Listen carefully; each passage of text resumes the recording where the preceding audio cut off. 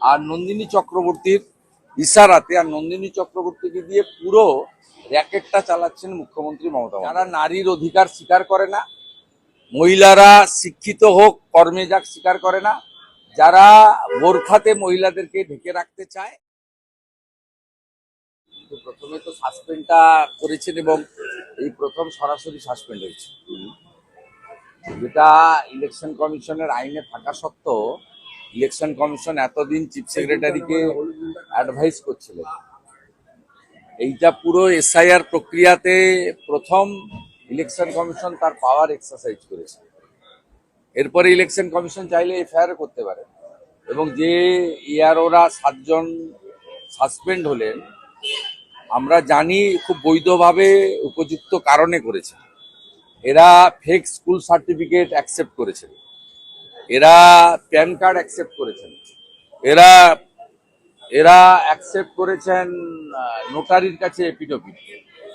Election কমিশনের যে 13টি guideline আছে তাকে সম্পূর্ণরূপে ভায়োলেট করেছেন এরা, মূলত তৃণমূলের কথায়, ডিএম বা ডিইওদের চাপে আর নন্দিনী চক্রবর্তীর ইশারাতে আর নন্দিনী চক্রবর্তীকে দিয়ে পুরো র্যাকেটটা চালাচ্ছেন মুখ্যমন্ত্রী মমতা বন্দ্যোপাধ্যায়। এই যে ফর্ম 7 এর যে সমস্ত অভিযোগ আছে এগুলো দ্রুত নিষ্পত্তি করতে বলেছে কমিশন, মানে এটা নিয়ে কি হবে মনে করছে? না, তার তো পদ্ধতি আছে, আরপি অ্যাক্টে তো বলা আছে। ইলেকশন কমিশন এসআইআর প্রক্রিয়াতে সম্পূর্ণভাবে যা করেছেন তার সমস্ত সিস্টেম বলা আছে। এবারে সিস্টেমের বাইরে বিহার যায়নি, আপনি যাবেন কেন?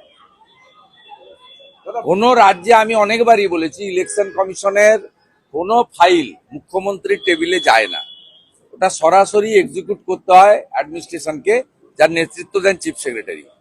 এখানে মনোজ পন্থ থেকে নন্দিনী চক্রবর্তী এরা ইলেকশন কমিশন সংক্রান্ত সমস্ত ফাইল মুখ্যমন্ত্রীর কাছে পাঠান এবং মুখ্যমন্ত্রী সরাসরি হস্তক্ষেপ করেন, যেটা ভারতবর্ষের কোনো রাজ্য হয় না, এবং জাতীয় নির্বাচনের সময় প্রধানমন্ত্রীও করেন না, সেটা এই রাজ্যে করা হয়।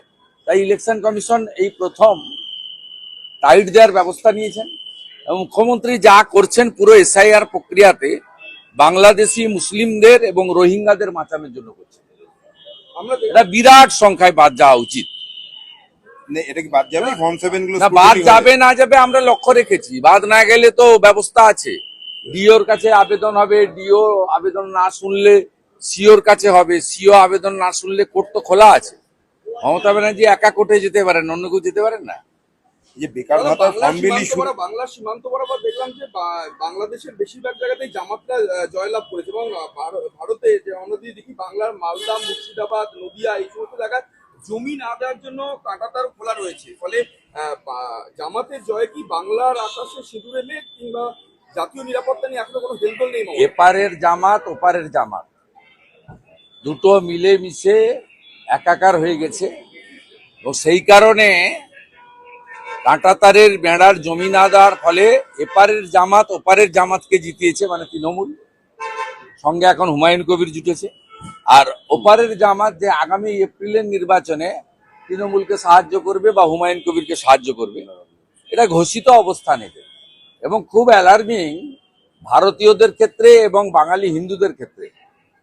কোচবিহারের সিতাই বর্ডার থেকে শুরু করে আপনার ওখানে আপনার চাপাই নবাবগঞ্জ থেকে দিনাজপুর হয়ে আমাদের হিলি পার্শ্ববর্তী রংপুর থেকে শুরু করে একদম পুরো মেট্রোপল বর্ডার পর্যন্ত এলাকাতে প্রায় 90% আসনে জামাতের লোকেরা জিতেছে, যারা নারীর অধিকার স্বীকার করে না, মহিলারা শিক্ষিত হোক, কর্মে যাক স্বীকার করে না, যারা বোরখাতে মহিলাদেরকে ঢেকে রাখতে চায় এবং যারা শরিয়া আইন চালু করতে চায়, সেই লোকেরা জিতেছে।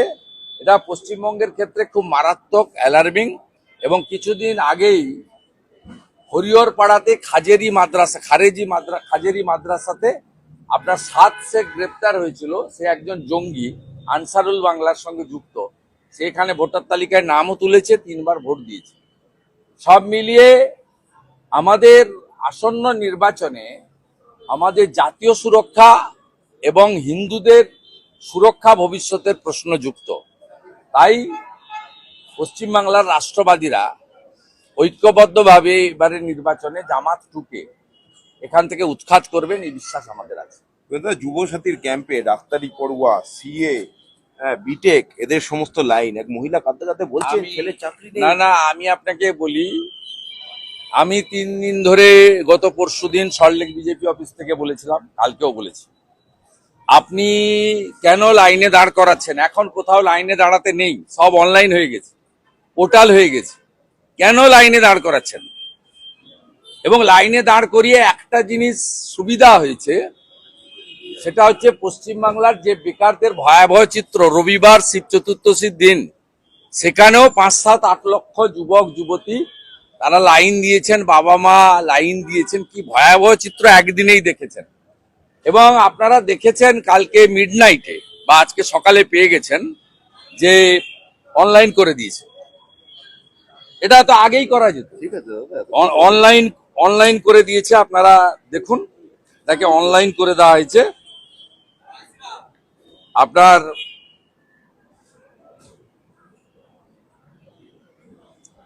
অনলাইন করে দিতে বাধ্য হয়েছে।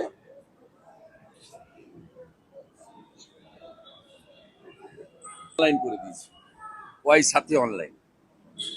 এবং আরো দেখবেন কালকে একজন আমাদের যুবক বন্ধু পোস্ট করেছে, যাকে আমি রিপোস্ট করেছি এক্ষুনি, সেটাতে সুপ্রতিম চন্দ্র সরকার, যুবসাথী প্রকল্পে আমি নিজেকে এনরোল করাচ্ছি না, আমি আমার কোন রকম তথ্য এই সরকারকে দিতে রাজি নই। 2012 সালে এমপ্লয়মেন্ট ব্যাংকের নাম নথিভুক্ত করিয়েছিলাম যুবশ্রী প্রকল্পে, ভাওতা দিয়ে তথ্য জমা করে টাকার 1 ফোঁটাও পাওয়া যায়নি।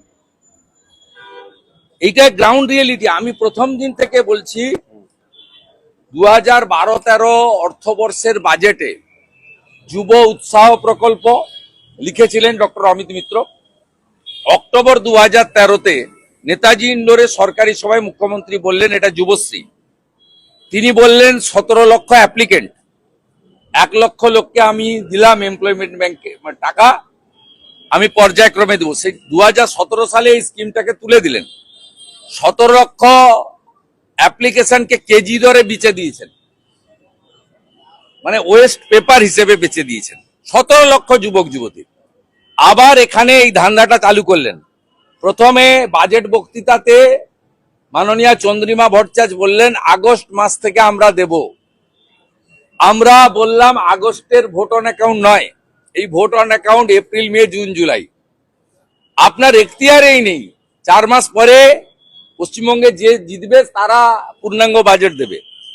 তখন শুনে মুখ্যমন্ত্রী দেখলেন এত বড় ভুল হয়েছে, তিনি সাংবাদিক সম্মেলন করলেন, করে বললেন 15 তারিখ থেকে, উনার নক্তসত্য জ্ঞান নেই, হিন্দুদের উৎসব ওনার মাথায় থাকে না, কারণ চতুর্দশীর দিন ছিল।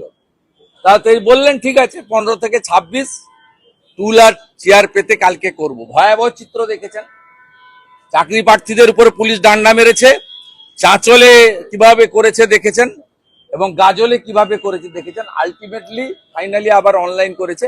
এটা সম্পূর্ণ ভুয়া।